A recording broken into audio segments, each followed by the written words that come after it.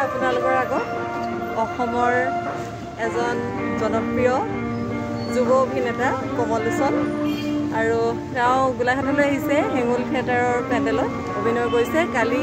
চিলনী নাটখন তেওঁ কৰিলে অতি সুন্দৰ অভিনয় সকলোৱে কৈ গৈছে গতিকে আমি ৰামধেনু সাংস্কৃতিক গোষ্ঠীৰ পৰা তেখেতলোকক আন্তৰিক অভিনন্দনো জনাইছোঁ সকলো একেমুখে কোৱা দেখি আমি বহুত ভাল লাগিছে তোমাৰ এক্টিং সবে মুখে মুখে আৰু প্ৰতিজনৰে ভাল হৈছে তোমাৰ কেনেকুৱা লাগিছে গোলাঘাটলৈ আহি ভালে আৰু নতুন নতুন জেগা গৈ আছোঁ ফুৰিবলৈ পাইছোঁ কৰিবলৈ পাইছোঁ নতুন নতুন মানুহ লগ পাইছোঁ ভালে লাগিছে ভাল লাগিছে ন মানে অভিনয়লৈ কেনেকৈ অহা হ'ল তোমাৰ নাই মানে এক্টিং কৰি আছোঁ যে আগতে কৰি তেনেকৈ নাটকৰ পৰাই আহিছে